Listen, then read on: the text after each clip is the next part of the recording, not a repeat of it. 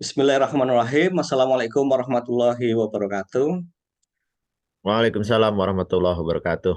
Salam sejahtera untuk kita semuanya. Jumpa lagi dengan saya, Imam Abu Ahmad, dalam acara Ngopi. Ngopi itu ngobrolin perawat Indonesia. Walaupun secara virtual ya, ini kita ngopi subuh ini.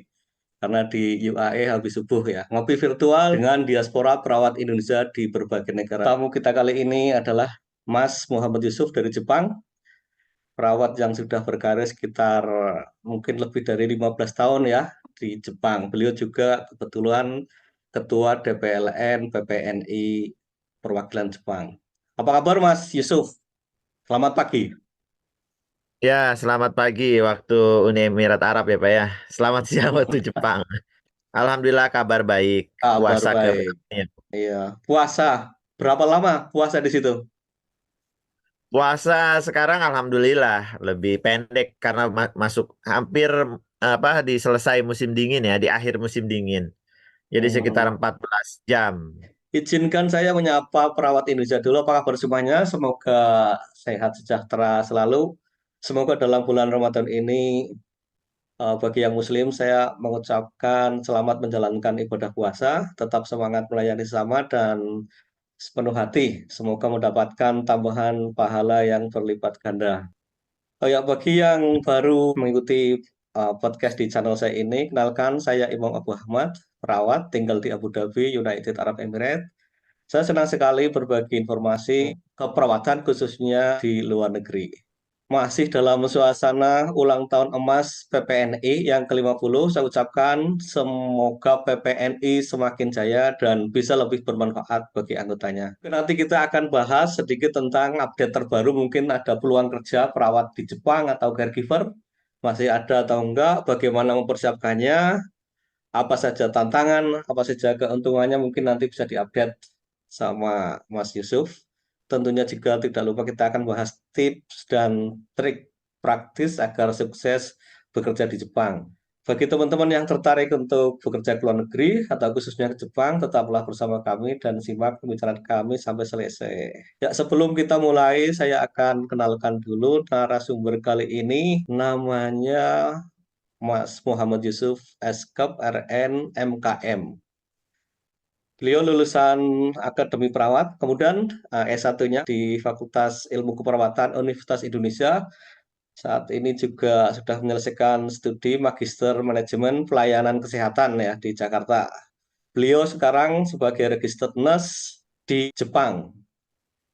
Beliau pernah bekerja sebagai Wakil Direktur Bidang Akademik Akper Dharma Bakti Jakarta.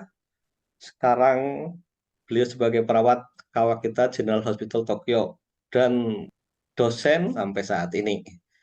Beliau menjabat sebagai Ketua DPLN PPNI Jepang tahun 2023 sampai 2028. Beliau juga Ketua IPMI dan sekaligus founder IPMI. Seperti yang saya ketahui bahwa program G2G Jepang sama Indonesia itu khususnya dalam mempekerjakan perawat atau caregiver itu masih berjalan itu. Ini update terbaru seperti apa? Masih besarkah? Masih adakah Ya, peluang perawat untuk ke Jepang, Mas? jadi kalau teman-teman mau ke Jepang, ingin tahu update-nya itu ada di mana, itu bisa langsung buka aja Instagramnya BP2PMI. Nanti di BP2PMI itu ada informasi pengumuman-pengumuman terkait dengan update perawat ke Jepang.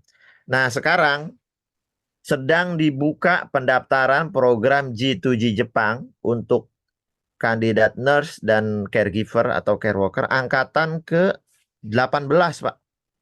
Oh, Untuk penempatan tahun 2025. Periode pendaftarannya 1 Februari 2024 sampai dengan 31 Mei 2024. Jadi berarti untuk pemberangkatan tahun depan pendaftarannya sekarang. berarti masih ada Jadi waktu Maret, April, Mei. Masih ada 2 bulan lagi ya? ya masih ada 2 bulan lagi. Jadi Oke. seperti ini Pak. Kelihatan nggak nih Oh iya iya iya. pengumuman? Nanti kita share Ya. linknya bagi teman-teman Ya. yang mau ke Jepang. Informasinya ada di Instagram, ada juga di website BP2MI. Iya, Oke. seperti itu. Ya, ya. Mungkin kalau masuk ke website agak susah gitu ya. Lewat Instagram aja dilihat, nanti di situ ada barcode-nya, pendaftaran dan sebagainya. Jadi teman-teman ya, untuk yang pengen ke Jepang masih ada program G2G, dan ini saya perhatikan termasuk yang paling lancar, mesti ada tiap tahun pemberangkatan.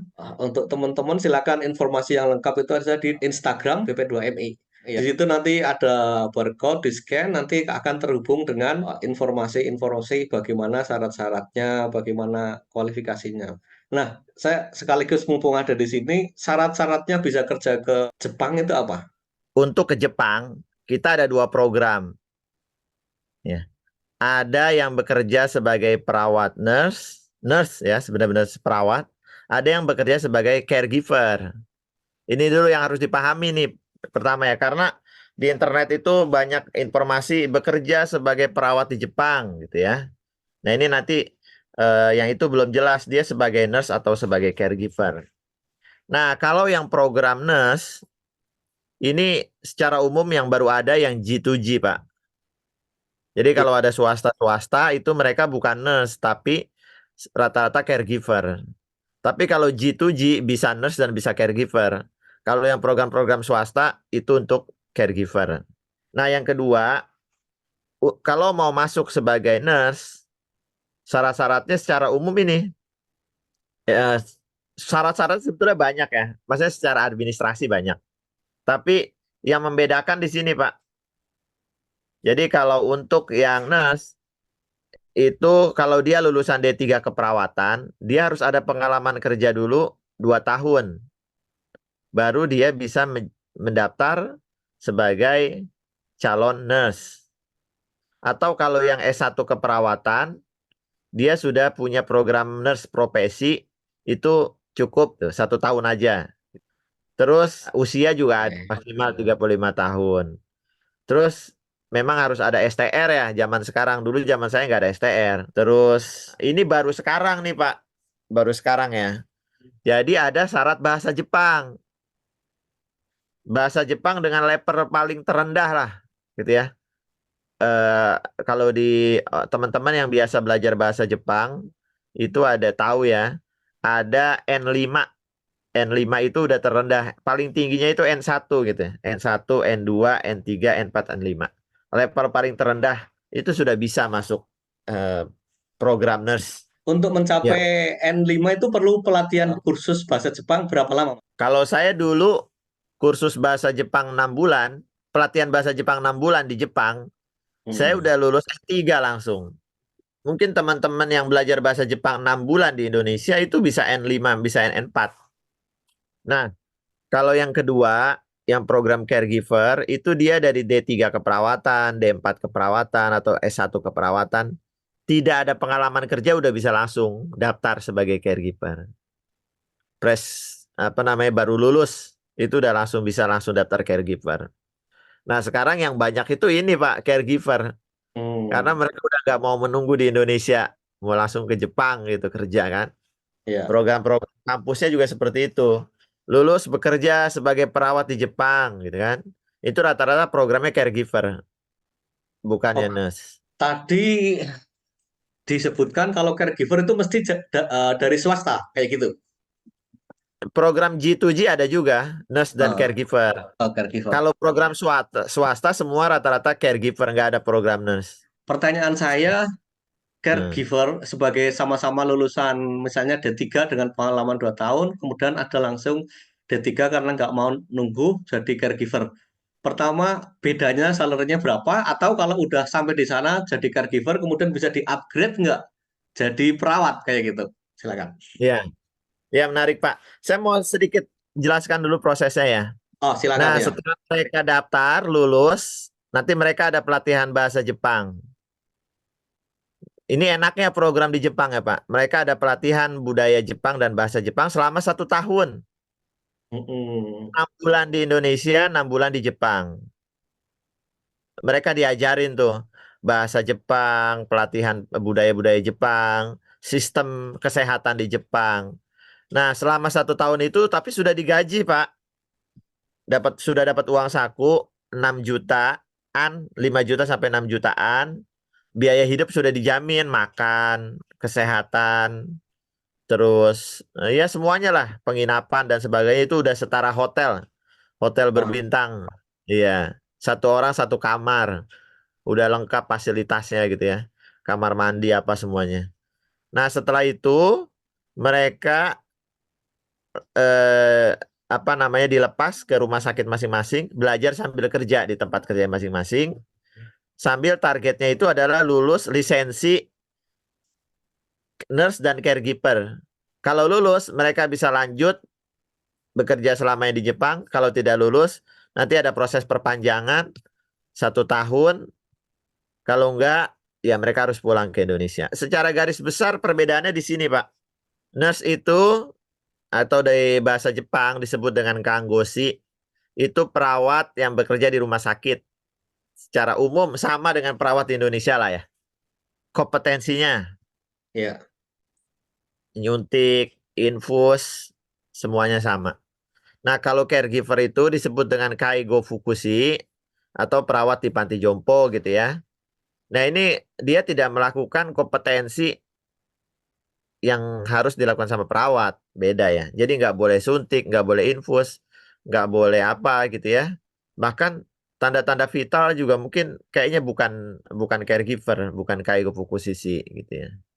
Terus kalau suction, suction dia bisa tapi dia harus ada pelatihan khusus lagi gitu ya.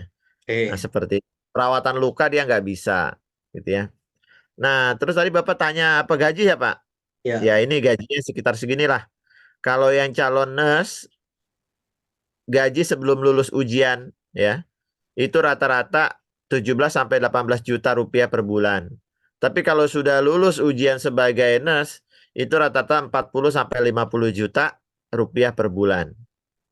Ya, plus ada bonus, Pak, 80 sampai 90 juta per tahun. Terus kalau sudah 3 tahun bekerja nanti dapat uang pesangon dan sebagainya sekitar ini. Nah kalau caregiver, kalau belum lulus ujian itu di angkanya hampir sama 17 sampai 18 juta. Tapi setelah dia lulus ujian dia naiknya nggak terlalu signifikan. Mungkin di angka 20 sampai 20 juta. Tapi kalau di nurse itu beda ya. Bedanya sekitar 10 juta rupiah lah. Kalau nurse dengan caregiver ini. Tapi masih jauh lah dengan perawat di UEA. Hampir lah sama lah. Untuk upgrading ke menjadi perawat gimana? Bisa nggak? Upgrading menjadi perawat bisa, Pak. Sudah ada beberapa orang. Ya, tapi angkanya nggak banyak ya. Dari ratusan orang paling baru ada 5 orangan itu ya yang menjadi perawat. Karena susah. Bisa-bisa aja, tapi karena susah. Karena mereka pertama syaratnya itu bahasa Jepangnya harus level N1. Harus Mm-mm. level yang tertinggi dulu. Iya. Terus mereka harus ikut ujian nasional keperawatan RN-nya itu di Jepang gitu ya. Ada syarat-syarat administratif administratif lain yang memang persiapannya harus itu ya. Misalkan contohnya semua kurikulum eh, di Indonesia, keperawatan di Indonesia waktu dia kuliah itu ditranslate ke dalam bahasa Jepang gitu ya. Diserahkan. Jadi ada syarat-syarat administratif. Bisa-bisa, Pak. Tapi Hmm. memang agak sulit. Pertanyaan selanjutnya kan jadi caregiver ya ngerawat lah kayak gitu. Tiap hari kan pakai bahasa Jepang. Dengan bekerja 3 tahun untuk mencapai N1 level level bahasa yang paling mahir kayak gitu otomatis bisa atau memang kita harus belajar lagi? Ya, Gimana? jadi yang tadi kan kita diberikan pelatihan 1 tahun ya. Ya, 1 tahun itu rata-rata setelah 1 tahun level bahasa Jepangnya N3 ya. oke. N3 itu udah cukup dengan kehidupan sehari-hari, dengan pekerjaan sebagai asisten perawat sudah cukup lah. Tapi kalau mau jadi perawat itu harus N2 minimal ya. Hmm. N2 itu sudah bisa menjadi inilah sudah bisa menjadi perawat gitu ya. Sudah cukup seperti itu, Pak. Ya, oke. Ya, kita harus belajar lagi sih untuk upgrade ilmu itu harus belajar mandiri. Jadi di sini juga udah banyak banyak buku-buku untuk pembelajaran untuk N2 itu. Terus nanti kita ngambil ujian, kayak ujian TOEFL lah gitu, Pak. Setahun Iya, iya. dilakukan 2 kali gitu. Ke Jepang gratis atau bayar? Ya, kalau yang G2G, yang program pemerintah itu nggak ada biaya sama sekali, Pak. Dalam artian gratis ya. Ya paling ada bayar sekitar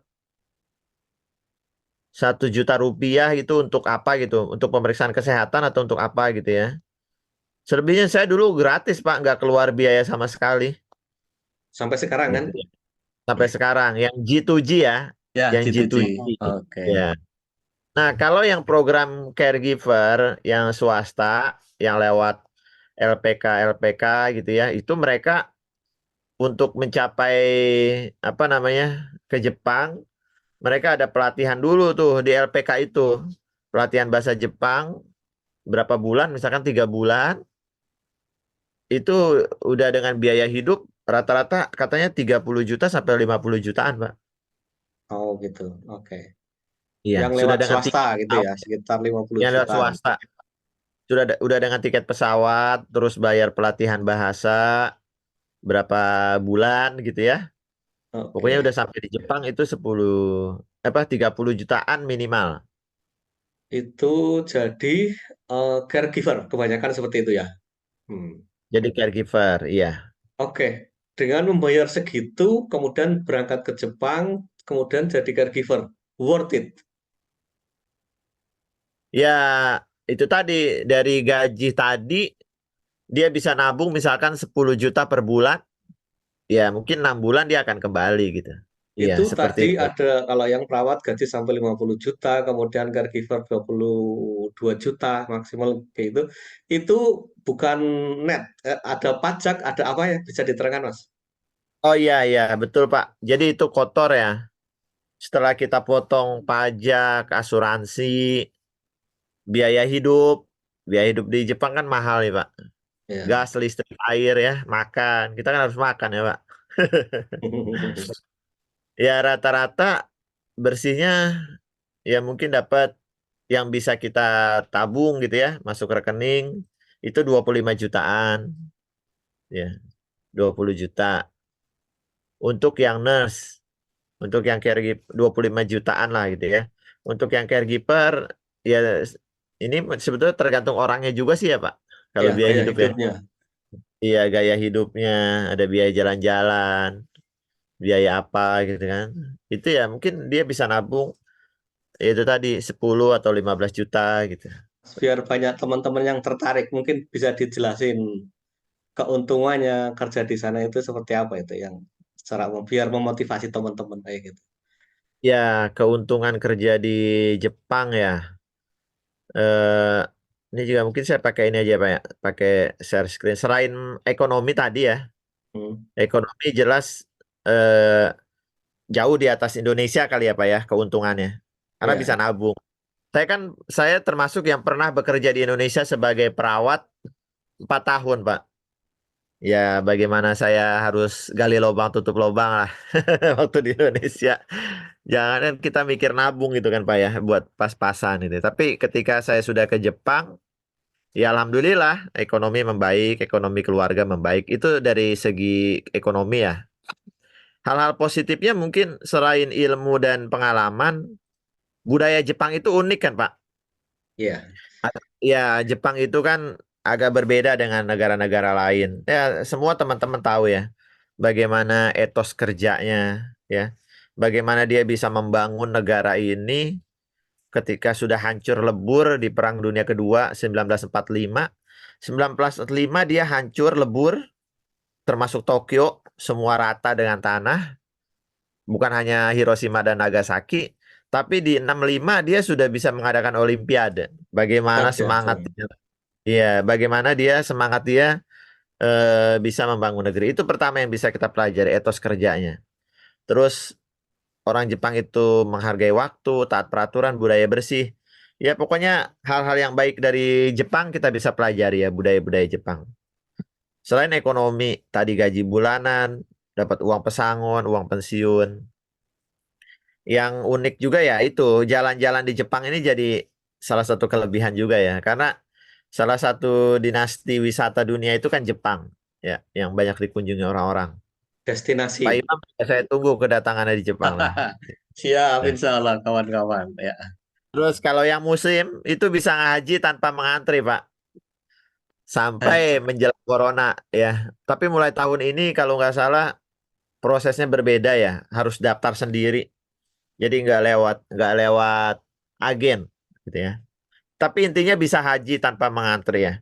Kalaupun mengantri itu paling 1 tahun. Ya seperti itu. Dan pendidikan anak keluarga juga gratis Pak sampai SMA. Terus yang negeri ya, yang negeri gratis. Ya kesehatan juga alhamdulillah di sini kita bisa inilah ya terjamin gitu. Seperti itu Pak mungkin Oke. hal-hal Ya, positif. ini keuntungan-keuntungan seperti ini didapat juga oleh caregiver kan?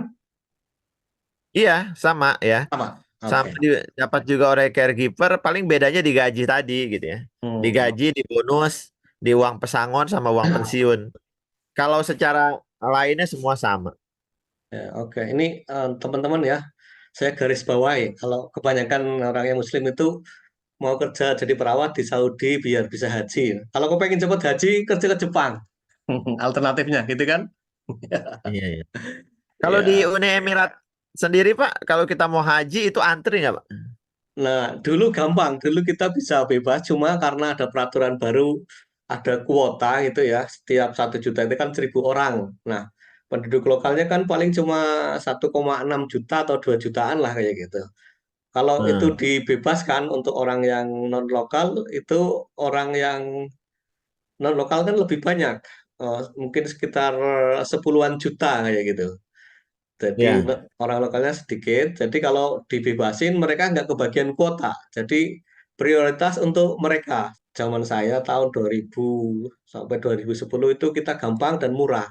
Berkali-kali lah kayak gitu. Tiap tahun bisa berangkat. Tapi sekarang ada peraturan kalau orang ekspat itu 5 tahun sekali kayak gitu. Dan di sini juga mahal untuk memfilter orang luar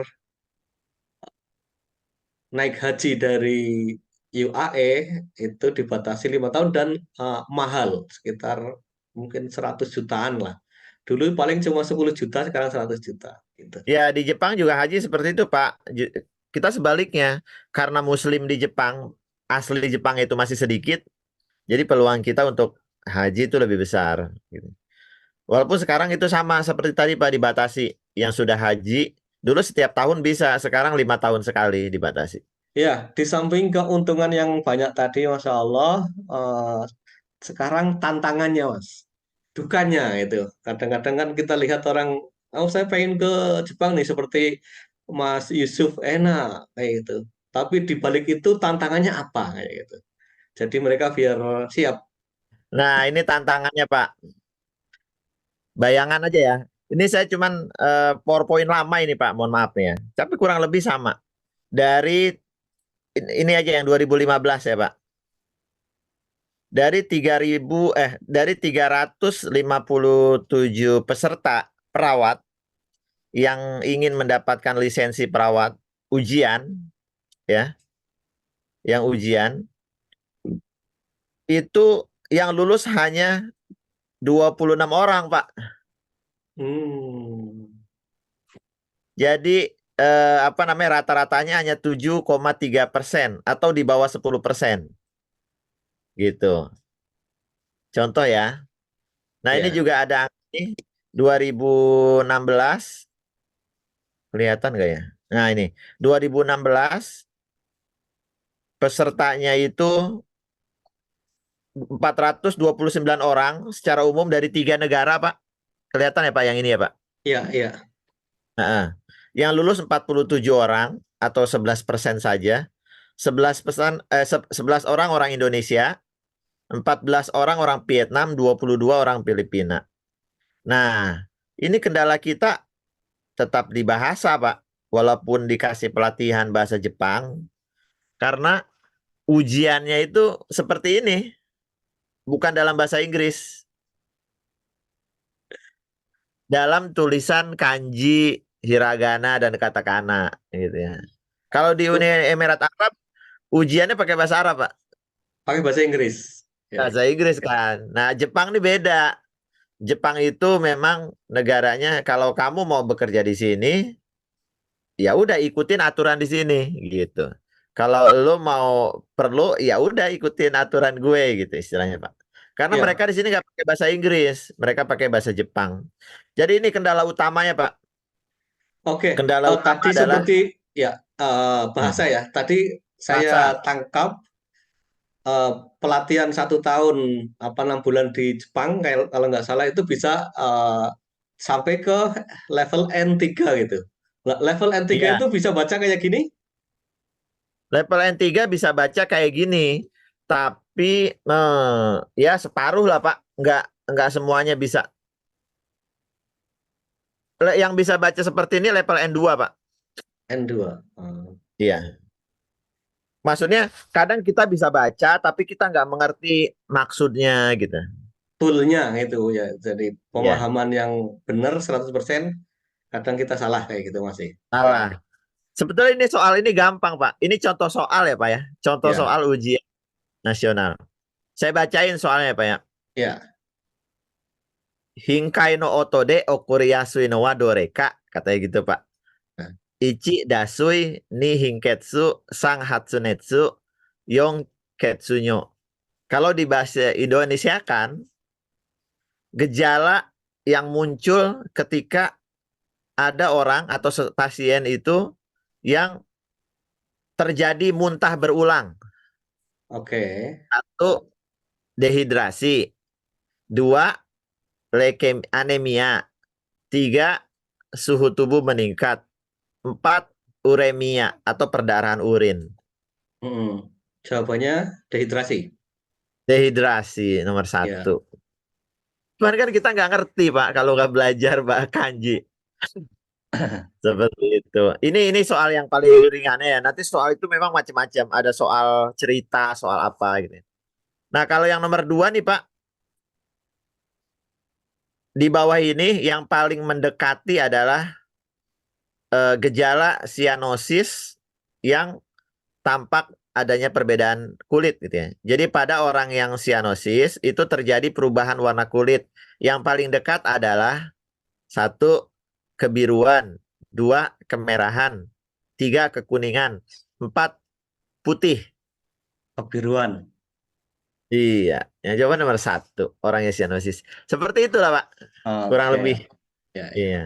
Nah, ini yang Oke. paling apa tantangan paling utama adalah bahasa. Bahasa Jepang, tulisan Jepang gitu.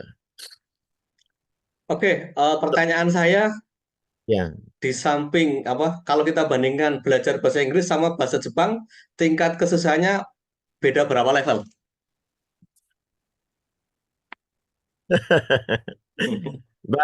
Karena Inggris itu sudah pakai tulisan alfabet atau romaji, artinya kita udah nggak ada masalah dengan Tulisan ya, membaca. Iya, dengan membaca. dengan tulisan udah nggak ada membaca. Kita tinggal menghafalkan lagi nanti pola-pola, huruf-huruf. Jadi kalau dibandingkan level, jadi yang saya tahu di dunia itu bahasa yang paling susah nomor satu Rusia, nomor dua Jepang. Itu Pak. Mungkin bahasa Oh Inggris gitu yang ya. paling gampang sih Pak. Iya. Oke, oke.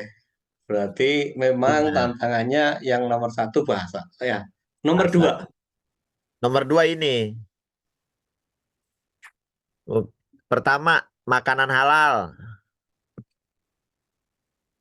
Walaupun dulu 2008 saya ke sini dengan sekarang beda. Makanan halal sekarang udah gampang dicari lah Pak. Makanan Iya. halal tuh gini, maksud saya. Daging misalkan. Supermarket Jepang dia tidak menjual daging halal. Jadi kita harus beli-beli di toko-toko halal khusus yang mungkin harganya berbeda gitu Pak. Daging-daging Mhm. sapi halal gitu. Jadi bukan soal babi aja ini. Kalau saya tipe yang tidak makan sapi, tidak makan ayam kalau tidak berlabel halal gitu. Tapi Oh, ada orang yang tipenya kan, oh yang penting bukan babi gitu ya. Nah ini kesulitannya di situ ya. Makanan-makanan ringan, snack-snack itu masih sangat jarang yang berlabel halal ya. Jadi hanya di tempat-tempat khusus. Mungkin beda ya dengan negara Uni Emirat, semuanya udah halal, udah pasti gitu kan. kayak Iya. Indonesia. Terus tempat ibadah, kita nggak bisa apa namanya cari masjid dengan gampang, gitu ya. Masjid itu tergantung kitanya, gitu. Kalau kita mau pindah ke lokasi yang dekat masjid, akan dekat masjid. Kalau enggak, misalkan kita lokasinya dekat tempat kerja, itu rata-rata jauh ke masjid. Ada di sini yang dia harus jalan, apa namanya, dia harus memakan waktu 1 jam atau 1 jam setengah untuk sholat Jumat, Pak. Gitu. Hmm, Karena oke. jauh harus naik naik kereta jauh. Itu yang di Tokyo. Kalau di luar Tokyo ada yang 3 jam. Terus selanjutnya pandangan dari sekitar, ya namanya minoritas gitu ya Pak ya. Jadi nggak begitu bebas, tapi nggak ada sih yang buruk-buruk. Kalau dulu waktu zamannya ISIS Heeh. itu cukup ini juga ya mengkhawatirkan juga kita karena ISIS itu di bahasa Jepang disebutnya Islam Koku Pak atau negara Islam. Jadi nama Islam itu kayaknya buruk banget gitu di televisi-televisi Jepang. Tapi alhamdulillah sekarang udah nggak terlalu. Nah ini contoh gambar-gambar kita sholat di mana aja, di taman, di jalan. Ya ketika kita sedang jalan keluar, susah mencari tempat sholat. Walaupun sekarang udah banyak Pak. Di Iya. tempat-tempat umum sudah mulai ada musola-musola kecil-kecil lah, ruang-ruang sholat gitu ya. Oke, berarti sebagai Muslim, sekarang udah relatif lebih mudah lah ya. Relatif lebih mudah bagi yang mau gitu ya. Kalau yang tipe udah ribet, wudhunya ribet, sholatnya ribet, makanannya udahlah kita mau makan apa aja itu gampang. Oh gitu. Itu tetap sulit. Itu tetap ini ya. Tergantung Mereka personal. Iya.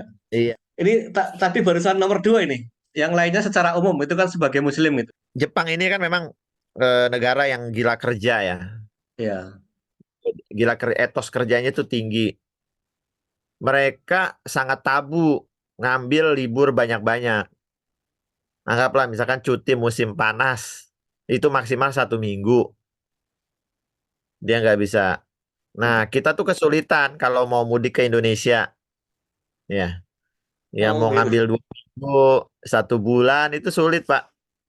Walaupun ya ini tergantung tempat kerjanya masing-masing. Walaupun teman-teman ada yang bisa pulang 1 bulan ya. Iya, tapi jatahnya setiap tahun cutinya berapa hari Cutinya tergantung eh, lama dia bekerja di situ. Kalau saya 40 hari dapat. per tahun? Hmm. Iya, per tahun. Cuti biasa 40, cuti musim panas 7 hari, cuti musim dingin 3 hari. Itu berarti berapa total? 50 hari ya, Pak, ya? Tapi nggak bisa diambil langsung. Diambilnya sedikit-sedikit. Gitu. Kalau ya itu tadi maksimal 2 minggu gitu ya. Itu yang biasanya saya manfaatkan pulang ke Indonesia. Ya, kadang-kadang saya pernah juga sih ngambil sebulan. Setelah permohonannya, minta tolong, mau pulang, kayak gitulah. Kalau nggak pulang, saya mau berhenti, gitu. Setelah ngancam-ngancam gitu, baru dikasih 1 bulan. Ya. Iya, masih Terus, mendingan kalau di Indonesia kan cuti tahunan cuma dua minggu itu. iya. Tapi kan saya kalau dengar dari Uni Emirat, Qatar, atau Arab Saudi, katanya pulang 1 bulan, dikasih tiket PP pesawat katanya kan, Pak? Iya, iya. Iya, Ya, kami nggak tergantung ada. sekarang Hmm. tergantung perusahaannya juga sih. Cuma tapi kebanyakan seperti itu. Tergantung dari kontrak kerjanya. Kalau di pemerintah biasanya sih dapat tiket sama sekeluarga 30 hari kerja with fully paid gitu. Jadi dibayar juga kayak gitu.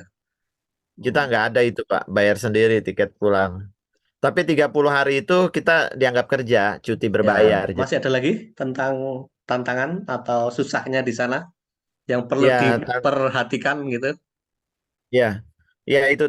Terus selebihnya adalah budaya ya, Pak. Paling ya Hmm, budaya senioritas itu sangat tinggi di Jepang. gitu. Ya. Senior dan junior itu sangat tinggi di Jepang ya. Jadi apalagi kita untuk anak-anak baru yang di tahun pertama itu agak sulit bergerak gitu ya. Harus mengikuti apa kata senior. Culture shock ya, apa shock budaya itu. Yang di Indonesia itu biasa-biasa, kemudian di Jepang kok, oh ternyata seperti ini. Ada apa? Contohnya apa? Jadi yang Ya, nggak ya. lumrah atau kita orang Indonesia terheran-heran dengan yang ada di Jepang kayak gitu.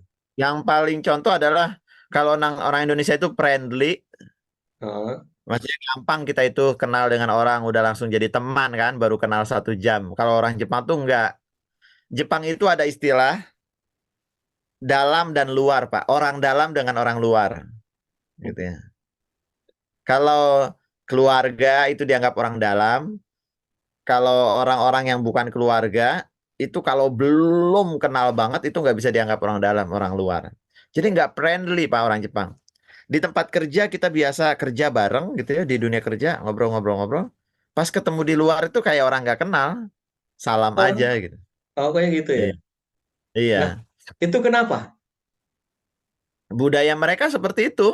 Itu atau Iya, budaya mereka seperti itu. Jadi nggak hmm, dekat gitu dengan teman itu. Jadi kalau teman-teman yang memang sulit beradaptasi, itu akan susah gitu ya. Jadi makanya harus mencari komunitas-komunitas orang Indonesia gitu ya, biar ada teman-teman seperti itu. oke oke Ya, menarik. ada juga orang yang memang membaur gitu ya dengan orang Jepang. Misalkan dia ikut acara-acara minum-minum apa gitu, itu lebih gampang mungkin ya. Tentang perawat asli Jepang kan ada juga kan? Iya masih banyak Pak. Kita masih sedikit lah. Yang Nah, perawat luar negeri kan masih sedikit. bedanya apa? Dari gaji atau dari kerjanya sama atau gimana? Adakah Sama. bedanya? Nah itu. Karena tadi kita diberikan hak dan kewajiban yang sama, jadi kita diminta termasuk soal cuti, kita sama dengan orang Jepang. Orang Gajinya? Jepang juga cuti maksimal 7 hari gitu. Ya udah kita juga 7 hari, itu banyak yang seperti itu. Hmm. Kalau gaji Gaji, sama. gaji sama, semua sama, nggak ada dibedain. Tips dan trik sukses kerja di Jepang. Ya, Ya, secara singkat. strip dan sukses kerja di Jepang ya. Ya Ya, pertama, oh, saya pakai share screen aja biar enak. silakan. Iya, iya. Nah, biar kelihatan ya, nggak ngomong doang. Pertama jelas ya, niatkan dari sekarang mau bekerja di luar negeri. Itu ya, sewaktu zaman dari kuliah itu udah diniatkan. Nanti setelah lulus mau bekerja ke luar negeri, itu niatkan dulu. Karena kalau nggak niat itu susah ya, Pak. Betul, Terus betul. kali diri ya mumpung masih kuliah, mumpung masih di Indonesia itu belajar, minta doa restu dari ayah dari ibu sama bapak gitu ya. Dan kalau bisa sejak kuliah itu udah mulai belajar bahasa asing. Apa kalau mau niatnya mau ke Jepang ya belajar bahasa Jepang. Niatnya mau ke daerah Arab ya belajar bahasa Inggris gitu ya Pak ya. Betul. Seperti itu. Ya ibadah dan berdoa dan ya karena saya orang Muslim, kita kan kenal ya hadis Allah tidak merubah suatu kaum jika dia tidak merubahnya sendiri. Jadi harus dari diri kita sendiri memang. Kalau kita mau berubah ekonomi keluarga, mau merubah apa namanya kehidupan kita, ya kita harus merubahnya sendiri. Kita harus berani mencoba, ya Pak, dan bersungguh-sungguh. Seperti itu sih Pak, mungkin. Dan untuk teman-teman yang ingin keluar negeri, terkadang sudah mundur duluan melihat syarat-syarat. Ya. Hmm. Nah, syarat-syarat itu sebetulnya bisa kita siapkan secara pelan-pelan, gitu ya, sedikit demi sedikit.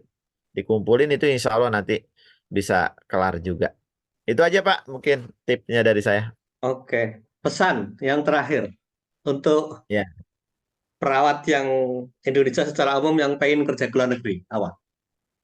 ya. Pesan secara terakhir, ya perawat Indonesia itu harus panjang langkah, ya. Jangan hanya sudah cukup di Indonesia. Dan bagi saya nggak tahu ya sekarang seperti apa di Indonesia. Kalau ingin memperbaiki ekonomi dan posisi kita adalah perawat, ya harus bekerja ke luar negeri. Ya. Kalau di Indonesia masih sulit untuk memperbaiki ekonomi. Itu aja, Pak. Kesimpulan pesannya ya ke luar negeri itu masih salah satu alternatif terbaik kalau kita sebagai perawat kalau ingin merubah hidup kita secara ekonomis atau apapun lah kualitas hidup itu bekerja sebagai perawat di luar negeri itu masih jauh-jauh lebih baik dan sampai saat ini adalah salah satu alternatif yang terbaik. Terima Ya. kasih Mas Yusuf atas sharingnya. Insya Allah kapan-kapan kita sambung lagi. Untuk teman-teman yang mau bertanya, silakan nanti bisa tulis di bawah di komen atau mungkin pesan mau topik apa yang akan kita perlu bahas lagi, mungkin kita nanti sama Mas Yusuf bisa disambung lagi dan bisa kita terhubung lewat media sosial lainnya kayak gitu. Jadi tetap semangat teman-teman, eh, khususnya perawat Indonesia yang masih muda, yang pengen bekerja ke luar negeri, silakan mulailah dari sekarang ya.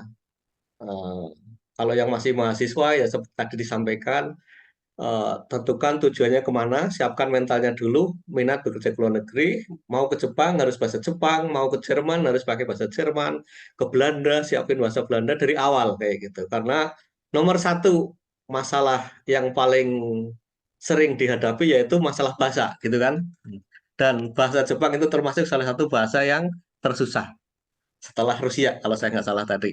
Jadi harus dimulai lebih awal. Tapi kalau kita bilang tersusah juga, kita bisa belajar 6 bulan kemudian sampai level N3 kayak gitu. Kayaknya sih nggak terlalu susah walaupun saya nggak bisa. Tapi sesusah-susahnya nyatanya banyak orang Indonesia yang bekerja di Jepang. Dan sebagai contoh buktinya Mas Yusuf sukses di Jepang. Oke gitu teman-teman ya. Terima kasih sekali kepada Mas Yusuf yang sudah sharing. Mungkin nanti suatu hari lagi kita jumpa lagi dan untuk obrolan-obrolan yang lebih up to date. Terima kasih. Kita tutup obrolan ngopi kali ini dengan Mas Yusuf. Insya Allah bisa disambung lagi. Terima kasih Mas. Ya, Semoga sama-sama. Allah membalas ya ilmu sharingnya yang bermanfaat. Ya, wassalamualaikum warahmatullahi wabarakatuh.